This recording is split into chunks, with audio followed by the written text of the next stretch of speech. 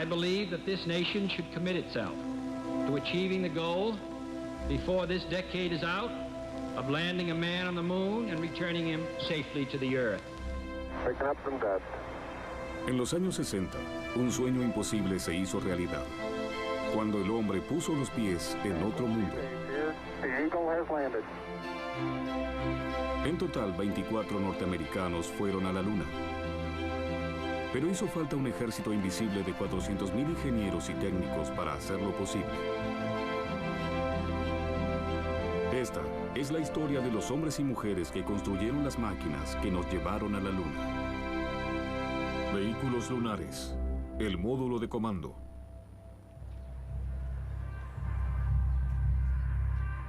...1961... Rusia está ganando la carrera espacial. La única manera de llevar astronautas estadounidenses al espacio es en la punta de un misil balístico nuclear, reemplazando su cabeza con una pequeña cápsula Mercurio.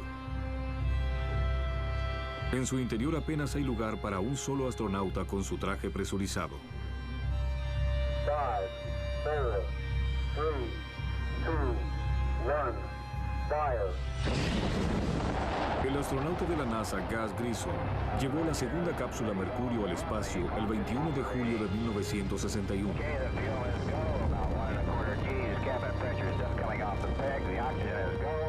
Pero su vuelo suborbital de 15 minutos casi termina en un desastre a 500 kilómetros de la costa de Florida. Momentos después de la caída hubo una explosión. La escotilla se abrió prematuramente. El agua entró y a los pocos segundos la cápsula empezó a hundirse. Grissom tuvo la suerte de no morir en ella. Su vuelo había mostrado lo vulnerable que era un astronauta a la más sutil falla de su nave espacial. Fue un saludable recordatorio para los miles de ingenieros que se preparaban para un desafío mucho más grande que el programa Mercurio, el proyecto Apolo. Comencé a trabajar en la NASA aquí en Houston en junio de 1962. El presidente Kennedy dio un discurso en el estadio de la Universidad de Rice en septiembre de 1962. Y ahí estuve yo sentado en el estadio de Rice con el presidente de Estados Unidos cuando dio el discurso en el cual dijo que iríamos a la Luna para el final de la década. Y en esa época yo era joven y era un gran desafío. We shall send to the moon, 240,000 miles away, a giant rocket more than 300 feet tall. Fue algo increíble. Para ir a la Luna y volver, haría falta una nave mucho más grande que el Mercurio, que otorgara a los astronautas del Apolo mucho más control. Una nave que realmente pudiera volar.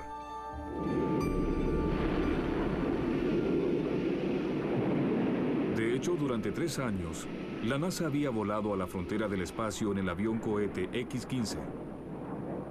Y creo que eso impresionó a la NASA. La NASA había sido cofundadora de ese programa junto con la Fuerza Aérea y a la gente de la NASA le encantó. Creo que admiró a quienes trabajaron en eso. El X-15 fue construido por una compañía llamada North American Aviation. Estaban en la industria de la aviación y nos pareció que el Apolo tenía que ser considerado una máquina voladora con hombres que la tripulaban. Y basándonos en eso elegimos a North American. Pero los ingenieros de North American pronto advirtieron que el Apolo sería mucho más complejo que cualquier otra nave construida anteriormente. Cuando lo descompones en funciones, en lo que debes hacer paso a paso, ahí ves lo que realmente debes hacer. Necesitas un sistema de propulsión, un sistema de control de entorno. Oxígeno y agua. Alimentos. Un escudo para el calor. Un paracaídas para volver a la Tierra. Un excusado. Las cosas para afeitarse, la higiene. Una ventana por donde mirar. También había que cuidarse de los micrometeoritos. Equipos de mantenimiento de vida, un par de machetes. El módulo de comando era una pequeña casa para 3 personas. Los norteamericanos empezaron por construir maquetas de madera para tener una idea de la ubicación de los 3 astronautas. Ubicar a 3 personas a vivir en esa casa pequeña durante 15 días se convirtió en un proyecto difícil. Los ingenieros se enfrentaban con un dilema. Una nave lo suficientemente grande como para llevar a 3 hombres a la Luna era demasiado grande como para retornar sin peligro a la Tierra. Si pones todo lo que necesitas en el módulo de comando, este se vuelve muy grande y pesado. Y para regresar a la atmósfera terrestre, un vehículo grande y pesado es poco conveniente. Cuanto más pesado es el vehículo, más energía tiene al tocar la atmósfera terrestre. Por lo tanto, más calor generará al frenar. Un Apolo totalmente cargado sencillamente se incendiaría. Pero los norteamericanos vieron que no era necesario regresar a la Tierra todo lo que iba a la Luna. La solución fue dividir el Apolo en 2. Entonces, la solución fue diseñar un grupo de 2 módulos, el de servicio y el de comando. El módulo de servicio fue como un remolque detrás del de comando. Estaría sujeto durante el lanzamiento y permanecería allí todo el viaje. Y antes de reingresar, se desharían del módulo de servicio. El módulo de servicio llevaría casi todo lo que necesitaba la tripulación para permanecer viva a lo largo de la misión. Contiene el sistema de propulsión, las celdas de combustible para desplazarse, los tanques de hidrógeno y oxígeno que alimentan las celdas y, por supuesto, el motor. La cápsula Apolo ahora sería lo suficientemente pequeña y liviana como para sobrevivir al reingreso, pero no tendría espacio como para que 3 hombres pudieran vivir 10 días. Si lo observas, es un cubo de 6 por 6 por 6 donde tenían que vivir. En 1964, los astronautas norteamericanos conocieron la nave diseñada para llevarlos a la Luna al final de la década. Pero si bien estos prototipos provocaban asombro, para los ingenieros de la North American Aviation que estaban construyendo el módulo de comando, aún había que solucionar muchos problemas. Lo más importante que la nave necesitaba para que 3 hombres vivieran 10 días en viaje a la Luna y de regreso era la energía eléctrica. Hay varias maneras de suministrar energía eléctrica. Una son las baterías, pero como sabemos, son muy pesadas y muy grandes. También se pueden utilizar paneles solares que se instalan en las naves sin tripulación y deben funcionar durante un periodo largo. Pero son muy pesados y ocupan mucho lugar. La solución fue utilizar celdas de combustible. Lo ingenioso de esta idea era que se utilizaban los mismos gases, hidrógeno y oxígeno, que alimentaban el motor del cohete. En este, ambos gases reaccionaban al combinarse, generando calor y presión para empujar la nave hacia adelante. Pero en un entorno más controlado como la celda de combustible, la misma reacción podría generar electricidad. Las celdas de combustible tienen muchas características deseables. Permiten utilizar el oxígeno y el hidrógeno almacenado en los tanques, y la combinación de estos gases despide agua como subproducto, además de la electricidad que se necesita. El agua es necesaria, puede utilizarse para beber y para enfriar, para el sistema de control ambiental. Resulta ser un subproducto, pero uno muy útil. De hecho, el agua que producen estas celdas está en el orden de los 200 o 250 litros a lo largo de una misión, es decir, mucha agua. Pero instalar los cables y los tubos de todo este sistema empezó a generar sus propios problemas. Se necesitaban más de 60 kilómetros de cables, los cuales sumaban mucho peso y también ocupaban mucho espacio. Entonces la atención se dirigió a otro elemento fundamental entre los suministros de supervivencia: el alimento. La NASA dedujo que se iban a producir tanta agua con las celdas de combustible. No había necesidad de llevar además una provisión de agua en la comida. Entonces picaron y deshidrataron los alimentos para comprimirlos y reducir su peso y su tamaño antes de empacarlos para el viaje. Este paquete fue la comida B del 9º día. Y cada paquete contenía una variedad de comidas. Por ejemplo, Este contenía ensalada de atún. Y había que proceder así. La tripulación tomaba una pistola de agua e insertaba el pico en la bolsa y echaba 100 mililitros de agua en la bolsa. La masajeaba durante unos cuantos minutos y ya quedaba lista para que se la vertieran en la boca y comieran. Esta dieta espacial fue diseñada para minimizar la producción de desechos humanos sólidos. Al principio, los diseñadores de la nave estaban convencidos de que el viaje de 10 días a la Luna podía transcurrir sin una sola visita al baño. Pidieron a Jerry Goodman que probara la dieta de bajos desechos. Me pidieron que probara la dieta del Apolo cuando terminaron de desarrollarla. Y me llevé a casa una cantidad como para comer durante 14 días. Lo hice y me surgió un gran problema. Fue como tener un bebé. Y recuerdo que, al final, le entregué el bebé a la persona que hacía las pruebas. Ese fue el problema. Queda claro que no se podía negar el hecho de que lo que entra debe salir. Pero también quedaba claro que a bordo de la nave no había espacio para un excusado. No había baño, como sabemos. No había excusado, como sabemos. Si viajas a la Luna a 40.000 kilómetros por hora, pides disculpas, te despegas del asiento y abres esta bolsa, que contiene adentro otra bolsa más pequeña, y listo. Mientras un grupo de ingenieros lidiaba con lo que iría en el interior del módulo de comando, otro equipo en North American trabajaba en el exterior. ¿Sería lo suficientemente resistente como para sobrevivir a los forcejeos de un vuelo a la Luna y de regreso? Llegó el momento del primer vuelo de la cápsula.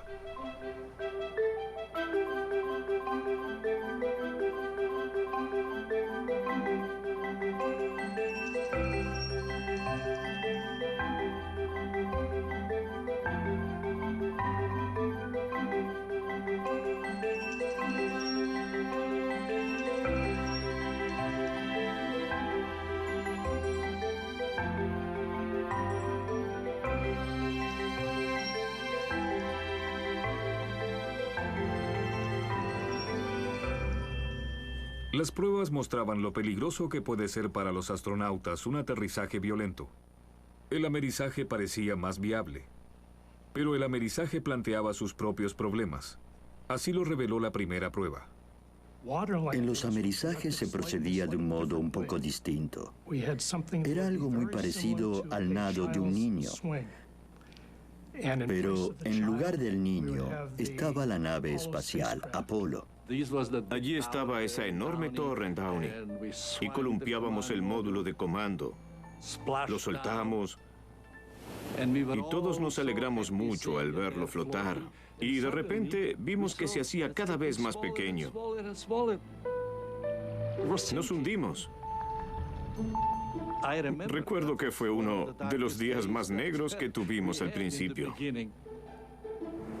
El golpe en la cara inferior de la cápsula había dañado su armazón exterior y permitido el ingreso de agua. Fue muy vergonzoso para los ingenieros. Quedamos devastados, especialmente yo, porque esto podía provocar una demora en todo el programa Apolo. Lo que aterró a todos fue la repetición del casi ahogo de Gus Grissom, cuando su cápsula Mercurio se hundió tras el amerizaje. La idea de los tres hombres que volvían vivos de la Luna para ahogarse ante la prensa mundial era intolerable.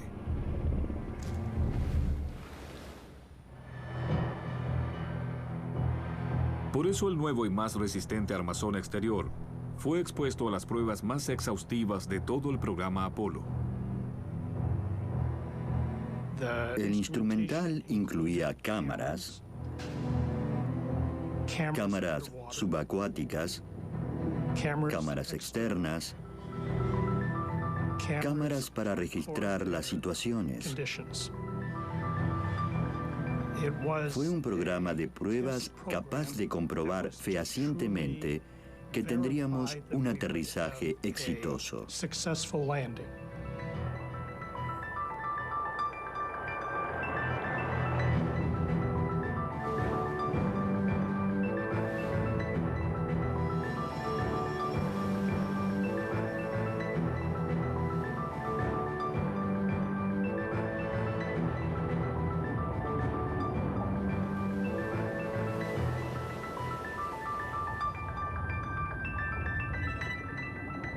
Las pruebas demostraron que el módulo de comando podía sobrevivir al amerizaje. Pero ¿qué tal el despegue?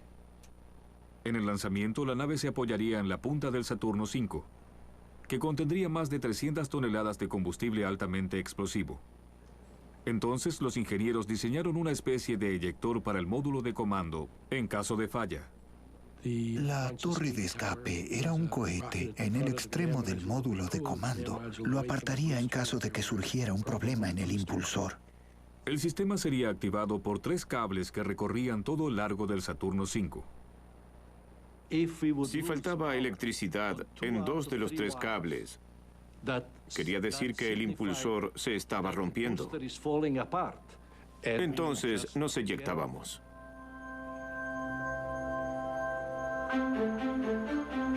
En noviembre de 1965, el equipo de ingenieros de North America se reunió para presenciar otra prueba fundamental.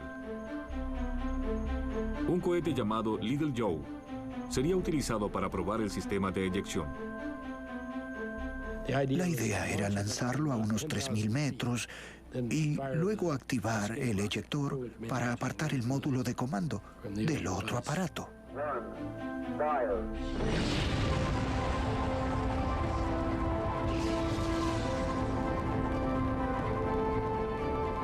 Esta vez cometieron un pequeño error en la conexión de los giroscopios.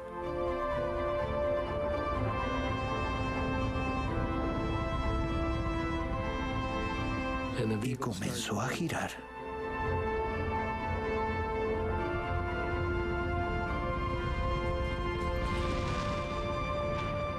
Al deteriorarse, se rompió la conexión del cohete eyector.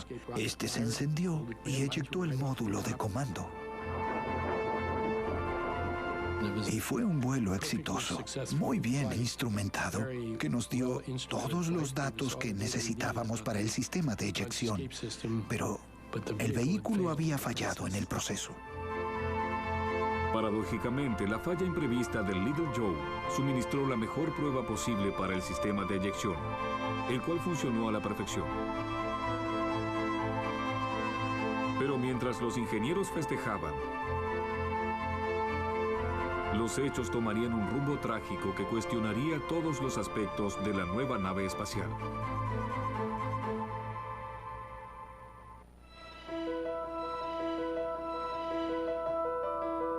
Enero de 1967. El nuevo Apolo haría sus últimas pruebas antes de su primer vuelo tripulado al espacio. El Apolo 1 iba a ser nuestra primera prueba genuina en la órbita terrestre del vehículo. Serviría para entender la interfaz entre los astronautas y la nave. Es lo que se llamaría una sacudida antes de dejar el campo gravitacional de la Tierra. El módulo de comando era un diseño anterior llamado Block 1. Como cualquier prototipo, tuvo sus problemas. Pero los de esta nave fueron más graves. El Block 1 no era apto para la Luna. Y a causa de la prisa que imponían los plazos, creo que tuvo partes que no fueron hechas a la perfección. Ahora pienso que no tuvimos la concentración que deberíamos haber tenido. Quedaron expuestos muchos problemas en las pruebas de calificación de los materiales de todo el sistema. Y no resultaron ser una base segura para ir a la Luna. El comandante de la misión, el veterano del Mercurio, Gus Grissom, y su tripulación, el principiante Roger Chaffee, y el primero en viajar al espacio, Ed White, tampoco estaban conformes. Hicieron bromas acerca de la confiabilidad del módulo de comando durante una sesión fotográfica. A la 1 p.m. del 27 de enero de 1967, la tripulación ascendió a la torre de lanzamiento y se preparó para una prueba prevuelo de rutina en la cápsula. Pero había algo extremadamente peligroso en el interior de la nave, algo que nadie había advertido.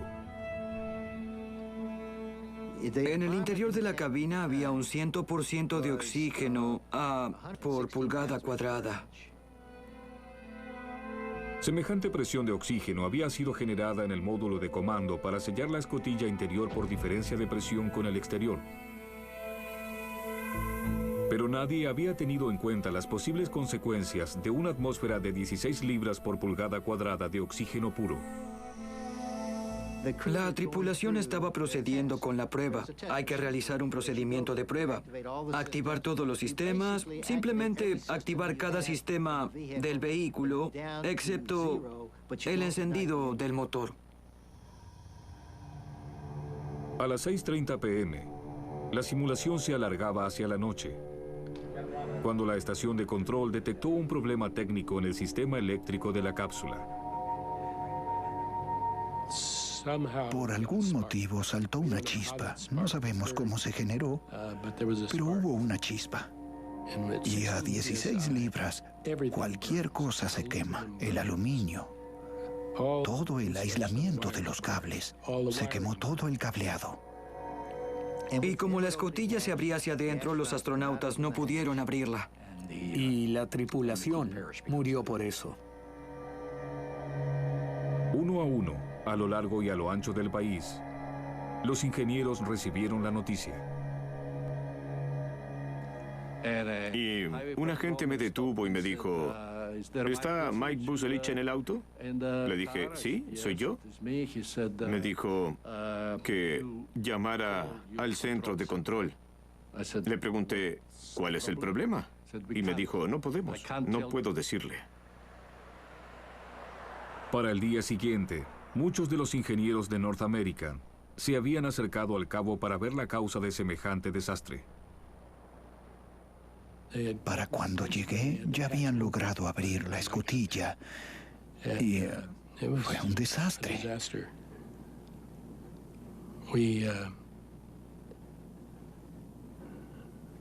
No tuvimos mucho que decir, ni la NASA ni nosotros. Fue un momento muy duro para mí. Me sentí casi culpable, porque yo era la persona asociada con el oxígeno y esas cuestiones. Fue una situación muy difícil y me sentí culpable, de alguna manera. Todos nos sorprendimos por la facilidad con que ardían las cosas al estar con oxígeno a alta presión.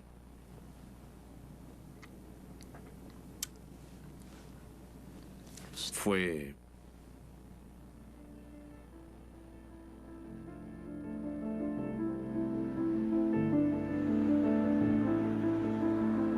Mientras todos luchaban por aceptar lo que había salido mal, se suspendieron todas las misiones Apolo futuras. La NASA dio comienzo a una investigación profunda y en lugar de poner a cargo a un ingeniero, convocaron al astronauta Frank Borman. El destino del Apolo quedaba en sus manos.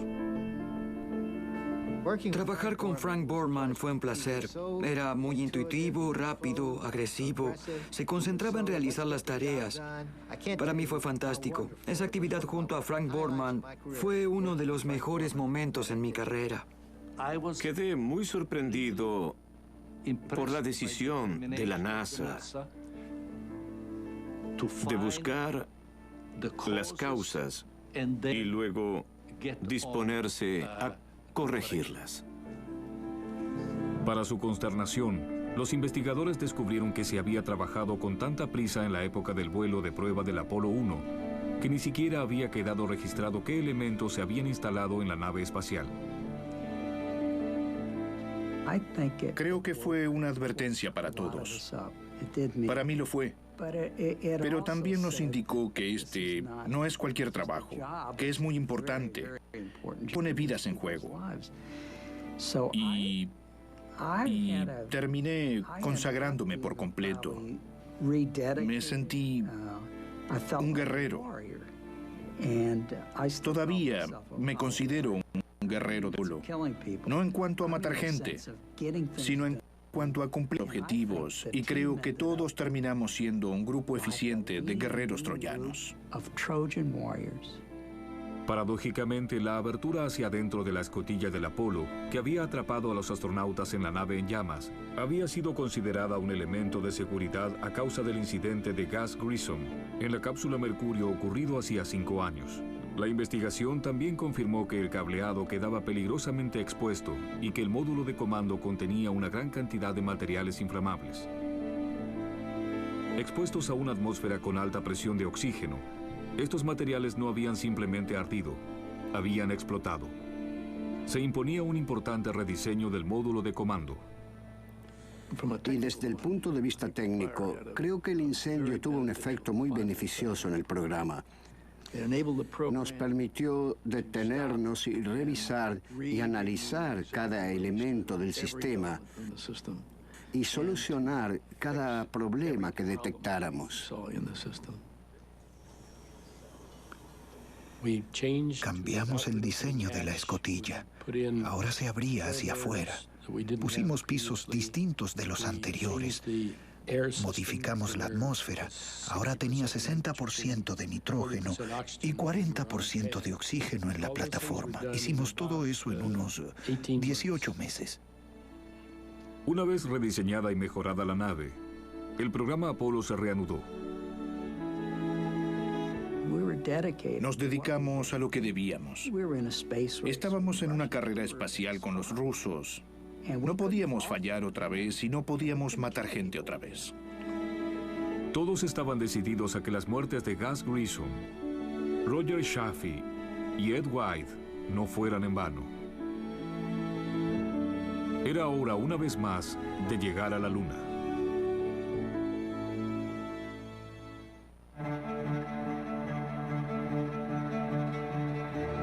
Octubre de 1968. El Apolo 7, la primera misión tripulada, estaba en la plataforma de lanzamiento en Cabo Kennedy.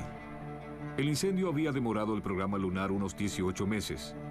Ahora solo quedaba poco más de un año para llegar a la Luna.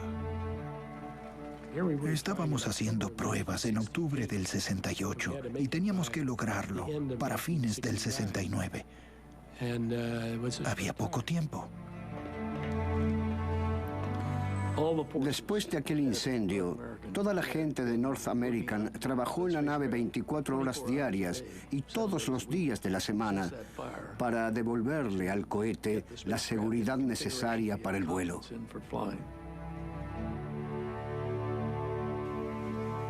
La misión fue muy parecida a Apolo 1. Fue un viaje a la órbita terrestre para sacudir el vehículo y para que la tripulación se familiarizara con los sistemas. En la Tierra no tienes muchas oportunidades de hacer pruebas con gravedad cero. Por eso fue una prueba muy importante para verificar todos los sistemas. 5, 4, 3, 2, we have ignition. Commit liftoff. We have liftoff.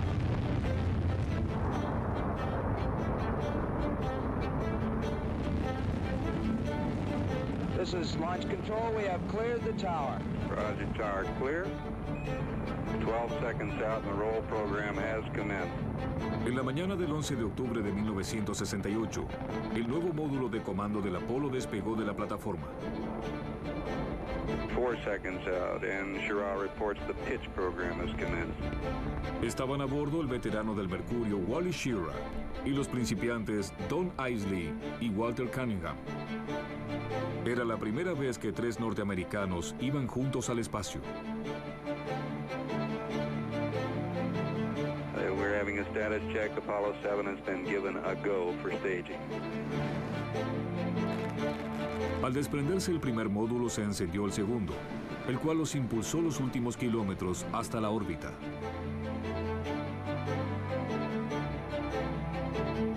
En ausencia de gravedad, el apretado módulo de comando pareció más espacioso y a través de un gran angular se veía muy amplio. Era la primera vez que un ser humano podía flotar en ausencia de gravedad sin el estorbo de un traje espacial.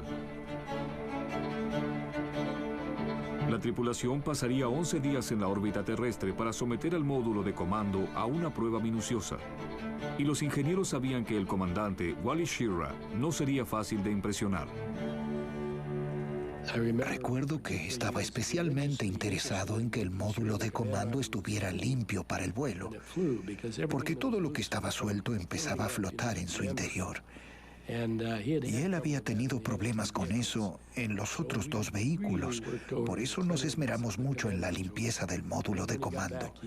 Y cuando volvió, me dio un trozo de plástico en el cual había un pedazo de tela de fibra de vidrio que flotó delante de él durante el vuelo. Creo que fue el único desecho que encontró en todo el vuelo. Nos alegramos mucho por eso. En su vuelo tripulado inaugural, el módulo de comando Apolo superó las expectativas. Las celdas de combustible, el interior y la atmósfera de la cabina, los equipos de mantenimiento de vida, todo funcionó a la perfección.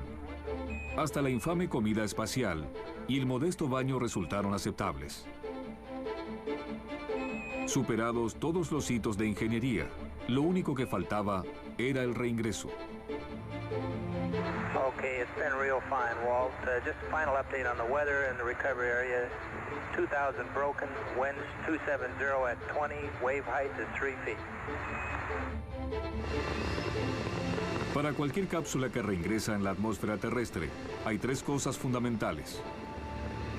Paracaídas, paracaídas, paracaídas. No hubo otro elemento del módulo de comando y el módulo de servicio que me preocupara más que esos tres paracaídas que se abrirían durante el aterrizaje. La NASA desarrollaba paracaídas para el regreso de las naves desde la época de los vuelos del Mercurio.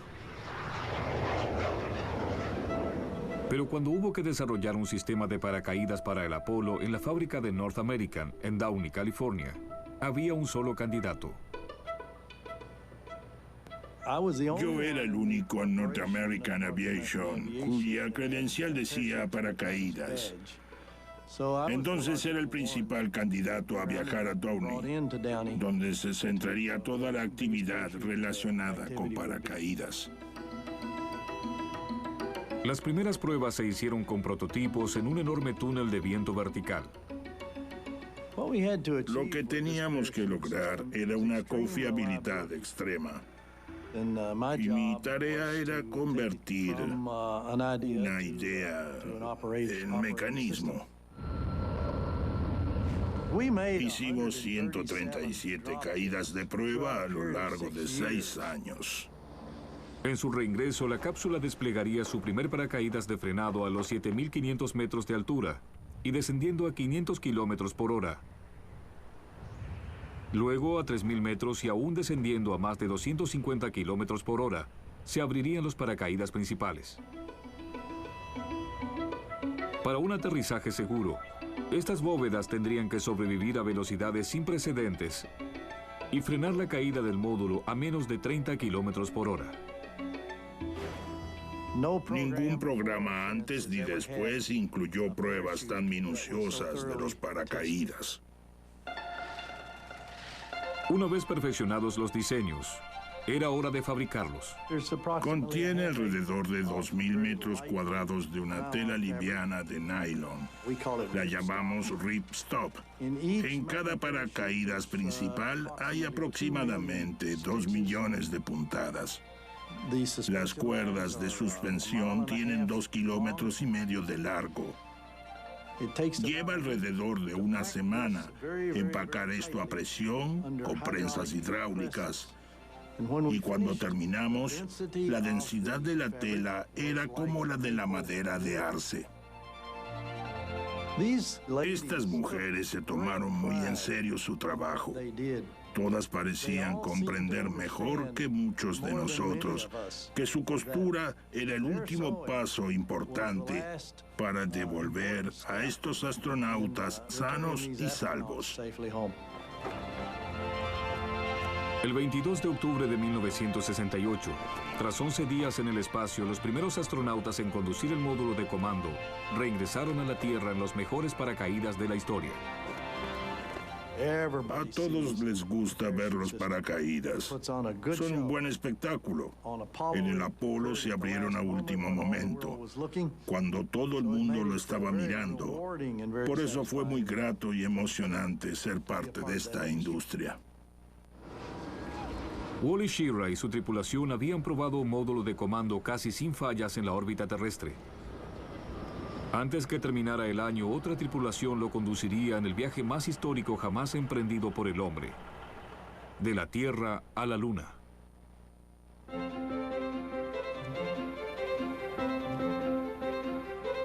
Era el otoño de 1968, y en la fábrica de North American Aviation, en Downey, California, los ingenieros estaban preparando el Apolo para un segundo vuelo de prueba a la órbita terrestre. Pero las cosas estaban por cambiar. Nos preguntaron si nos parecía que esta nave estaba preparada para soportar una misión a la Luna. Un número 8 a la Luna. El Apolo 8 a la Luna.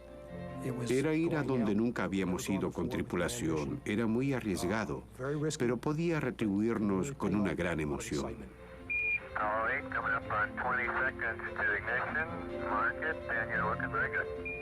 Los ingenieros estaban seguros de que su nave estaba preparada para ir a la Luna.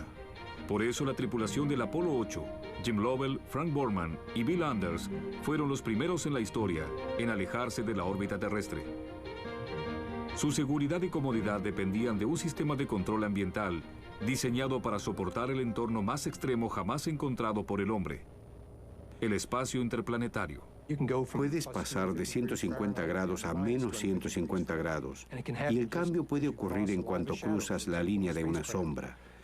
La variación de temperatura puede llegar a los 300 grados. A lo largo de los 3 primeros días todo salió bien, pero al acercarse a la Luna, ocurrió algo inesperado. La temperatura en el interior de la nave empezó a bajar. Y los astronautas empezaron a tener frío. Y pensamos que quizá el sistema de control ambiental no estaba a la altura de las necesidades. Pero lo que ocurrió fue que, por primera vez en nuestra experiencia de vuelo, nos habíamos puesto a la sombra de la Luna. De repente estuvimos en la oscuridad, mirando el espacio oscuro, y esa fue la causa del descenso repentino de la temperatura. Esa fue otra gran experiencia. Segundo a segundo, el módulo de comando hacía historia, llevando a su tripulación más lejos que nunca de la Tierra.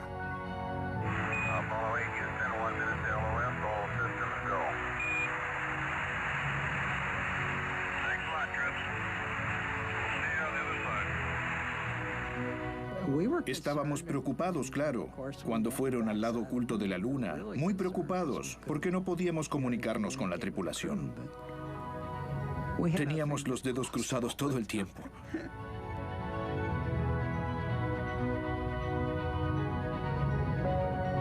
Era la Nochebuena de 1968, y en todo Estados Unidos, los 40,000 hombres y mujeres que habían trabajado en el módulo de comando del Apolo observaban con asombro. Recuerdo que estaba pasando Nochebuena con mis padres y mi nueva esposa. Mi padre encendió el televisor y lo puso donde pudiéramos verlo en la cena de Navidad. Y el Apolo 8 tuvo muy buena cobertura por televisión en comparación con las misiones anteriores. Por primera vez podíamos ver en tiempo real lo que pasaba en la misión.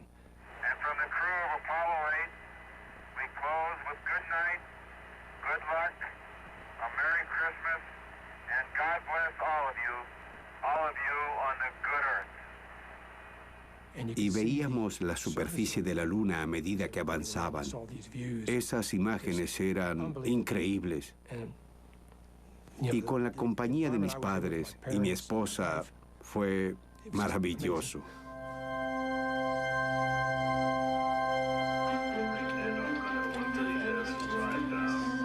Para los ingenieros de la estación de control, la Navidad fue un asunto apresurado. La nave espacial y su tripulación estaban a 400,000 kilómetros de la Tierra. Y para que volvieran sin problemas, el motor del módulo de servicio tendría que funcionar otra vez a la perfección. El SPS es un motor de propulsión. Está en la cola del módulo de servicio. Tiene una boca enorme. Ese motor te lleva a la órbita lunar y también te hace salir de la órbita lunar.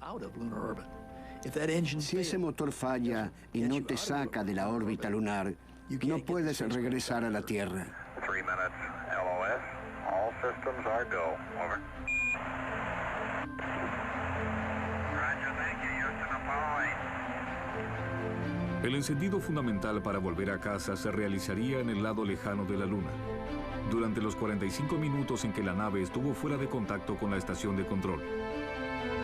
Los ingenieros supieron que todo había salido bien, recién cuando se restableció el contacto. Alguien le preguntó a Frank Borman, ¿y si el motor no funciona? Y él dijo, mal día. Fueron los 45 minutos más largos de mi vida. Apollo 8. Apollo 8. This is Houston. Apollo 8. Apollo 8. This is Houston. Houston, Apollo 8, over. Hello, Apollo 8. Loud and clear. Roger. Please be informed there is a Santa Claus. Creo que fue quizá uno de los mejores momentos del programa Apolo, el sentir que ya casi lo habíamos logrado. Cuando el Apolo 8 despegó de la Luna y empezó su caída libre hacia la Tierra, Jack Lemmons y su equipo de especialistas en reingreso se pusieron a trabajar. Mi tarea empezó en la Luna. Con ese despegue ya estaban otra vez en contacto con la Tierra. Casi de inmediato después del despegue, tomamos esa información y empezamos a hacer simulaciones para ver a dónde llegarían. El módulo de comando del Apolo 8 estaba en caída libre hacia la Tierra desde 400.000 kilómetros de distancia y reingresarían en la atmósfera mucho más rápido que el Apolo 7 en su momento. No habría segunda oportunidad para corregir nada. El Apolo 8 nos afectó emocionalmente en relación con la calidad de nuestro trabajo. Era la primera vez que volvíamos de la Luna y queríamos hacerlo bien. El módulo de comando estaría viajando a 40.000 kilómetros por hora al tocar la parte superior de la atmósfera. Si viajas por una autopista a 100 kilómetros por hora, estás recorriendo 27 metros por segundo. Aquí estábamos viajando a 10.000 metros por segundo. Colisiona contra la atmósfera. Más que un vuelo, es un golpe.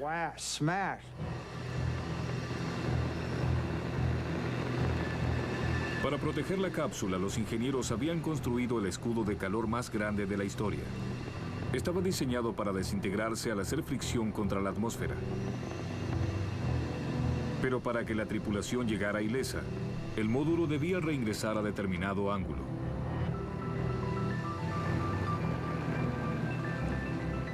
Si entraban con poca pendiente y la resistencia de la atmósfera no los frenaba lo suficiente, la atravesarían, pasarían al otro lado y se alejarían otra vez.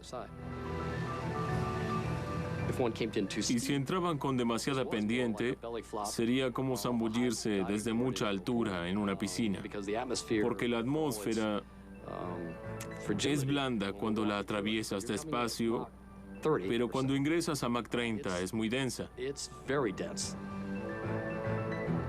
Y si la golpeas muy fuerte, hasta podría romperse el módulo de comando. Así que todos estaban muy ansiosos por dominar ese ángulo.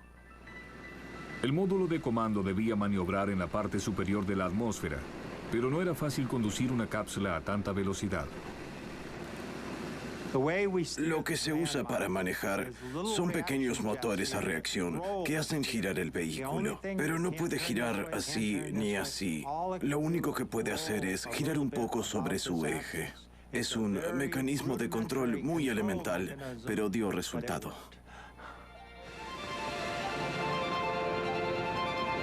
Para quienes observaban y esperaban en la Tierra, la tensión creció debido a la suspensión en la emisión de radio provocada por el calor del reingreso. Como el resto de la gente, los ingenieros también se preguntaban cómo saldría todo.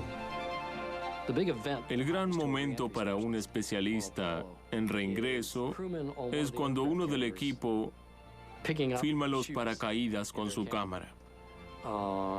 En ese momento se alivia la tensión. Cuando vemos los paracaídas abiertos es como lo logramos, lo logramos. Los 3 primeros astronautas en conducir el módulo de comando hasta la Luna regresaron triunfantes 3 días antes del final de 1968. Los ingenieros de North American habían demostrado que su cápsula era capaz de llevar seres humanos a otro mundo. Fue un gran salto hacia estar preparados para aterrizar en la Luna. Para mí, fue el paso más importante que vamos a dar para estar listos para aterrizar en la Luna.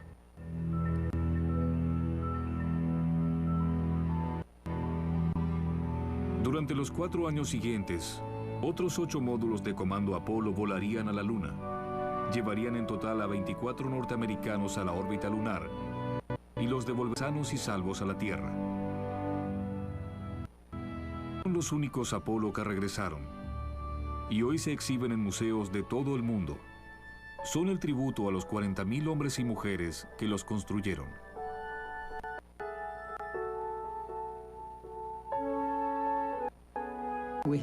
Tuvimos un grupo de trabajo formidable en el Apolo. Realmente trabajamos en equipo. Y hubo una gran camaradería y mucha colaboración. Y fue una experiencia maravillosa.